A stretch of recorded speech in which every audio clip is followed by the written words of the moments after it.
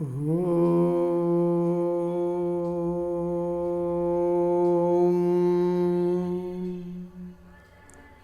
ಶ್ರೀ ಗುರು ಬಸವಲಿಂಗಾಯ ನಮಃ. ಈ ದಿನ ನಾವು ಇಲ್ಲಿಯವರೆಗೆ ಕಾಯಕದ ಬಗ್ಗೆ ನೋಡಿದ್ದೀವಿ. ಈಗ ದಾಸೋಹದ ಬಗ್ಗೆ ನಾವು ನೋಡೋಣ. ಈ ಜನಪದ ಕವಿಗಳು ಮಾತಿನಿಂದ ಮಾತಿಗೆ, ಬಾಯಿಂದ ಬಾಯಿಗೆ, ಜನರಿಂದ ಜನರಿಗೆ ಒಂದು ಬಂದಂತಹ ಜನಪದ ಸಾಹಿತ್ಯ. ಇದರಲ್ಲಿ ದಾಸೋಹದ ಬಗ್ಗೆ ಜನಪದ ಕವಿಗಳು ಏನು ಹೇಳ್ತಾರೆ ಅನ್ನೋದನ್ನು ನಾವು ನೋಡೋಣ. ದಾಸೋಹಿ ಬಸವಣ್ಣ ದಾಸೋಹ ಕಲಿಸಿದನು. ದಾಸೋಹಿ ಬಸವಣ್ಣ ದಾಸೋಹ ಕಲಿಸಿದನು. ದೇಶ ದೇಶೆಲ್ಲ ಕೇಳುತ್ತಲೇ ಹೊಸ ಮಾತು. ದೇಶೆಲ್ಲ ಕೇಳುತ್ತಲೇ ಹೊಸ ಮಾತು. ಮಾಸಿದವು ವೇದ ಹುಷಿಯಂದು. ಮಾಸಿದವು ವೇದ ಹುಷಿಯಂದು. ಇಲ್ಲಿ ಜಾನಪದ ಕವಿಗಳು ಅವರು ಕೇವಲ 3 ಸಾಲಿನಲ್ಲಿ ಒಂದು ತತ್ವವನ್ನು ಅವರು ಬಿತ್ತರಿಸ್ತಾ ಬರ್ತಾ ಇದ್ದಾರೆ. ಅವರು ಹೇಗೆ ಒಂದು ಕಡೆ ಅವರು ಎಲ್ಲ ಬಲ್ಲಿದನಯ್ಯ ಕಲ್ಯಾಣ ಬಸವಯ್ಯ ಚೆಲ್ಲಿದನು ತಂದು ಶಿವ ಬೆಳಕ ನಾಡೊಳಗೆ ಸೊಲ್ಲೆತ್ತಿ ಜನವು ಹಾಡಿತ್ತು ಅಂತೇಳಿ. ಹಾಗೆ ಇಲ್ಲಿ ದಾಸೋಹದ ಬಗ್ಗೆ 3 ಸಾಲಿನಲ್ಲಿ ಅವರು ಇಲ್ಲಿ ನಮಗೆ ತಿಳಿಸ್ತಾ ಇದ್ದಾರೆ. ದಾಸೋಹಿ ಬಸವಣ್ಣ ದಾಸೋಹ ಕಲಿಸಿದನು. ದೇಶೆಲ್ಲ ಕೇಳುತ್ತಲೇ ಹೊಸ ಮಾತ. ಮಾಸಿದವು ವೇದ ಹುಷಿಯಂದು. 3 ಸಾಲಿನಲ್ಲಿ ಒಂದು ದಾಸೋಹದ ಒಂದು ಮಹತ್ವವನ್ನು ಅವರು, ಯಾರಿಂದ ಈ ದಾಸೋಹ ಅನ್ನುವಂಥ ಒಂದು ಪದ ಈ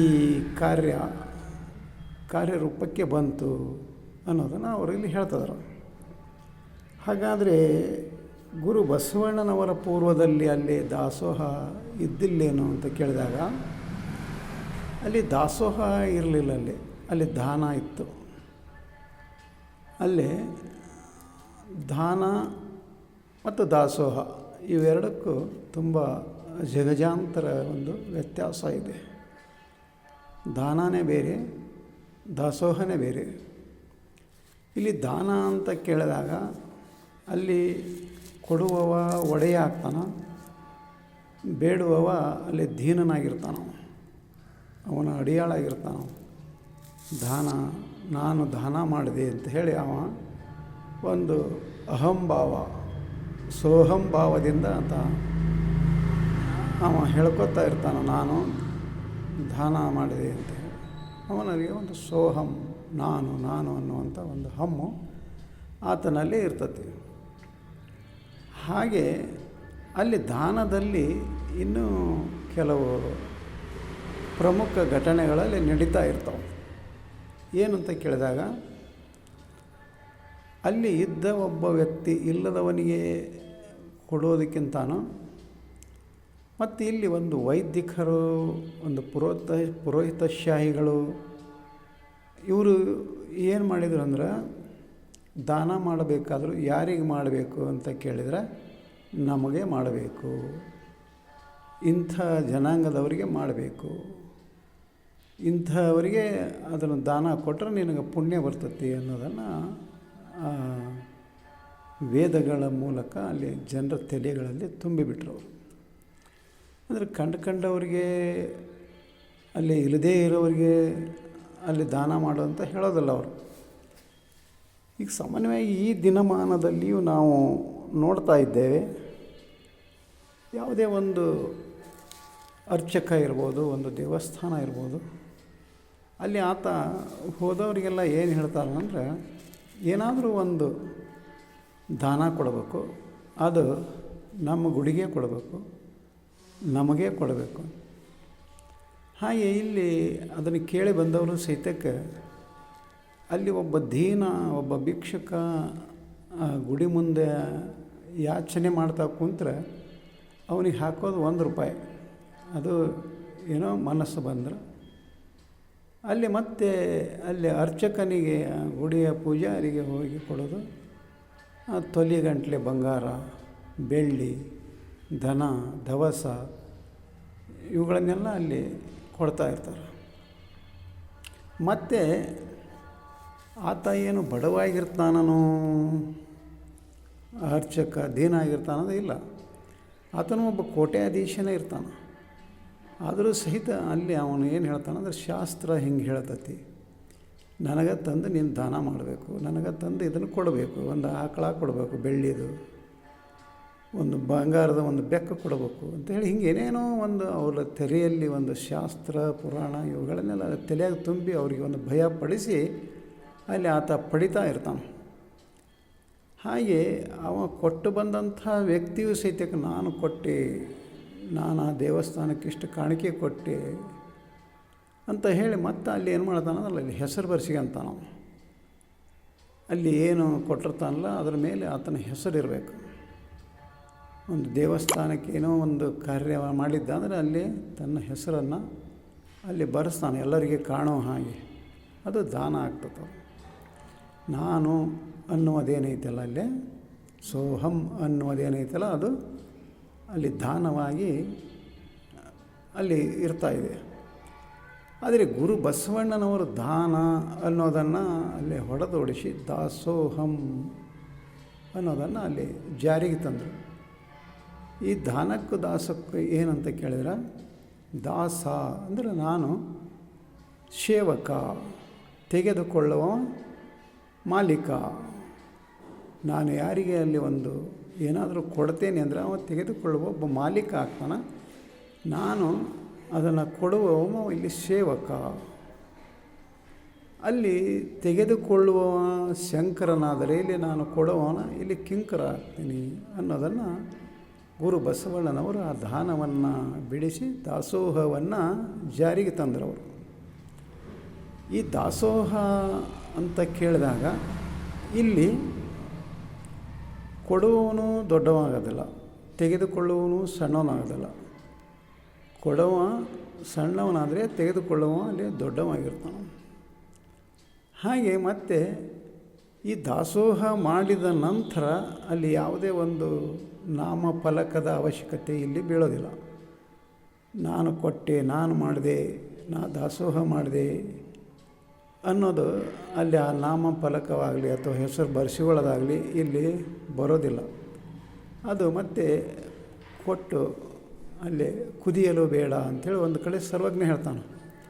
ಕೊಟ್ಟು ಕುದಿಯಲು ಬೇಡ ಮತ್ತು ಆಡಿಕೊಳ್ಳಬೇಡ ಅಂತ ಹೇಳ್ತಾರೆ. ಕೊಟ್ಟ ಮೇಲೆ ಕುದಿಬಾರ್ದಂತ, ಕುದ್ದು ಮತ್ತು ಕೊಟ್ಟ ಮೇಲೆ ಆಡ್ಕೋಬಾರ್ದಂತ ಕೊಟ್ಟೆ ಅಂತೇಳಿ. ಹಾಗೆ ಈ ದಾಸೋಹದಲ್ಲಿ ಏನಿದೆ ಅಂತ ಕೇಳಿದರೆ, ಇಲ್ಲಿ ಕೊಟ್ಟ ವ್ಯಕ್ತಿ ಅಲ್ಲಿ ಅವನ ನಾಮಫಲಕ, ಅವನ ಹೆಸರು ಬರೆಸ್ಕೊಳ್ಳೋದು, ಅದನ್ನು ಮೈಕ್ನಾಗ ಹೇಳಿಸ್ಕೊಳ್ಳೋದು, ಅದಕ್ಕಾಗಿ ಒಂದು ರಸೀದಿ ಪಡೆಯೋದು, ಈ ರೀತಿ ಈ ದಾಸೋಹದಲ್ಲಿ ಇಲ್ಲ. ಕೊಟ್ಟ ಮೇಲೆ ಮುಗಿದು ಹೋಯ್ತದು, ಅವ್ರಿಗೆ ಸಲ್ತಕ್ಕದ್ದು. ಇಲ್ಲಿ ಹೆಸರು ಏನು ಬಂತಲ್ಲಿ. ಅದಕ್ಕೆ ದಾಸೋಹ ಮತ್ತು ದಾನಕ್ಕೂ ಅಲ್ಲಿ ಅಜಗಜಾಂತರ ಒಂದು ಅಂತರ ಇದೆ. ಅದಕ್ಕೆ ಇಲ್ಲಿ ಜಾನಪದ ಕವಿಗಳು ಏನು ಹೇಳ್ತಾರೆ ಅಂದರೆ, ಜನಪದ ಕವಿಗಳು ಆ ದಾನದಕ್ಕಿಂತ ದಾಸೋಹ ಶ್ರೇಷ್ಠವಾಗಿದ್ದು ಅನ್ನೋದನ್ನು ಇಲ್ಲಿ ಹೇಳ್ತಾರೆ. ಅದನ್ನು ಹಾಗಾದರೆ ಯಾರು ಕಲಿಸಿದರು ಅಂದರೆ ಗುರು ಬಸವಣ್ಣನವರು ಕಲಿಸಿದರು. ಗುರು ಬಸವಣ್ಣನವರು ಇದನ್ನು ದಾಸೋಹ ಮಾಡೋದು ದಾಸೋಹ ಏನು ಅನ್ನೋದ್ರ ಅದರ ಒಂದು ಮರ್ಮವನ್ನು ಗುರು ಬಸವಣ್ಣನವರು ಅಲ್ಲಿ ತಿಳಿಸಿದರು ಅಂತ ಹೇಳ್ತಾರೆ. ಹಾಗೆ ಕಲಿಸಿದ ಮೇಲೆ ಏನಾಯ್ತಂದ್ರೆ ದೇಶ ಎಲ್ಲ ಕೇಳುತ್ತಲ್ಲಿ ಎಲ್ಲ ಕಡೆ ಅಲ್ಲಿ ದಾನ ಧರ್ಮ ಹೋಗಿ ದಾಸೋಹ ಅನ್ನೋ ಒಂದು ಪದ ಜಾರಿಗೆ ಬಂತು, ಅದು ಪ್ರಚಲಿತ ಆಯಿತು. ಅಲ್ಲಿ ಹೊಸ ಮಾತದು ದಾಸೋಹ ಅನ್ನೋದು. ಅಲ್ಲಿವರೆಗೆ ಅದಕ್ಕೂ ಪೂರ್ವದಲ್ಲಿ ದಾನ ಧರ್ಮ ಅಂತ ಮಾಡುವ ಒಂದು ಇದ್ದದ್ದು, ದಾಸೋಹ ಅನ್ನುವಂಥ ಒಂದು ವಿಶಾಲವಾದ ಒಂದು ಅರ್ಥ ಇರುವಂಥ ಒಂದು ಪದವನ್ನು ಗುರು ಬಸವಣ್ಣನವರು ಅಲ್ಲಿ ಏನು ಕೊಟ್ಟರು, ಅಲ್ಲಿಗೆ ಅದೊಂದು ಹೊಸ ಮಾತು, ಅದು ಒಂದು ಹೊಸತನ ಬಂತಲ್ಲಿಗೆ. ಅದಕ್ಕೆ ಮುಂದೆ ಏನು ಹೇಳ್ತಾರೆ, ಮಾಸಿದವು ವೇದ ಹುಷಿ ಎಂದು. ಏನಲ್ಲಿ ವೇದದಲ್ಲಿ ದಾನ ಮಾಡಬೇಕು, ಆ ದಾನವನ್ನು ಇಂಥವರಿಗೆ ಮಾಡಬೇಕು, ಇಂಥ ಜನಾಂಗದವರಿಗೆ ಮಾಡಬೇಕು ಅನ್ನುವಂಥ ಒಂದು ವೇದದ ಒಂದು ಮಾತಿತ್ತಲ್ಲ, ಅದು ಖುಷಿ, ಅದು ಸುಳ್ಳು ಮಾತು. ಅದನ್ನು ಮಾಸಿ ಅಂದರೆ ಅದನ್ನು ಅಳಗಿಸಿ, ಆ ದಾನ ಅನ್ನುವಂಥ ಪದವನ್ನು ಅಳಗಿಸಿ ಇಲ್ಲಿ ದಾಸೋಹ ಅನ್ನೋವಂಥ ಪದವನ್ನು ಜಾರಿಗೆ ತಂದವರು, ಅದನ್ನು ಕೊಟ್ಟವರು ಯಾರು ಅಂತ ಕೇಳಿದರೆ ಗುರು ಬಸವಣ್ಣನವರು. ಇಲ್ಲಿ ಲಿಂಗಾಯತ ಧರ್ಮದಲ್ಲಿ, ವಚನ ಧರ್ಮದಲ್ಲಿ, ಶರಣ ಸಾಹಿತ್ಯದಲ್ಲಿ, ಶರಣ ಧರ್ಮದಲ್ಲಿ ಏನಂತೇಳಿ ಅಲ್ಲಿ ಕಾಯಕ ಕೈಲಾಸ ಆದರೆ ನಾವು ಮಾಡುವಂಥ ಕಾಯಕ ಕೈಲಾಸವಾದರೆ ನಾವು ಮಾಡುವಂಥದ್ದು ಏನಿದೆ ಅಲ್ಲಿ ದಾಸೋಹ, ಅದು ಏನಾಗ್ತದೆ ದೇವಧಾಮ. ಕಾಯಕವೇ ಕೈಲಾಸವಾದರೆ ದಾಸೋಹ ದೇವಧಾಮ ಆಗ್ತದೆ, ದೇವರು ಇರುವಂಥ ಒಂದು ಸ್ಥಳ ಆಗ್ತದೆ ಅದು ಅನ್ನೋದನ್ನು ಇಲ್ಲಿ ಶರಣರು, ಜನಪದ ಸಾಹಿತ್ಯಗಳು ಇದರಲ್ಲಿ ನಮಗೆ ತಿಳಿಪಡಿಸ್ತಾರೆ. ಅದಕ್ಕೋಸ್ಕರ ನಾವು ಸಹಿತ ಏನಾದರೂ ದಾಸೋಹ ಮಾಡಬೇಕಾಗಿತ್ತು. ಅಲ್ಲಿ ಮತ್ತೆ ಆ ದಾಸೋಹ ಮಾಡಿದ ನಂತರ ಒಂದು ಯಾವುದೇ ಪ್ರತಿಫಲವನ್ನು ನಾವು ಬೇಡದೆ, ಕೇಳದೆ, ಕಲ್ಪಿಸಿಕೊಳ್ಳದೆ ಇರಬೇಕಾಗಿತ್ತು. ಆ ದಾಸೋಹ ಮಾಡಿ ಅದು ಕೊಡು ಇದು ಕೊಡು ಅಂತ ಹೇಳಿ ಬೇಡುವಂಥ ಭಾವ ನಮಗೆ ಬರಬಾರ್ದು ಅಂತ ನಮಗೆ ಅನ್ನಿಸ್ಬೇಕು. ಅಂಥ ಜ್ಞಾನ ಒಂದು ನಮಗೆ ಬರಬೇಕು ಅಂತ ಕೇಳಿದಾಗ ನಾವು ಮತ್ತೆ ಅಲ್ಲಿ ಏನು ಮಾಡಬೇಕು ಅಂದರೆ ವಚನಗಳನ್ನು ಓದಬೇಕಾಗ್ತದೆ. ವಚನಗಳನ್ನು ಓದಿ ಪಚನ ಮಾಡಿಕೊಳ್ಬೇಕು. ಆವಾಗ ಮಾತ್ರ ದಾಸೋಹದ ಒಂದು ಮರ್ಮ, ಅದರ ಒಂದು ಪೂರ್ಣಾರ್ಥ ನಮಗೆ ಗೊತ್ತಾಗ್ತದೆ.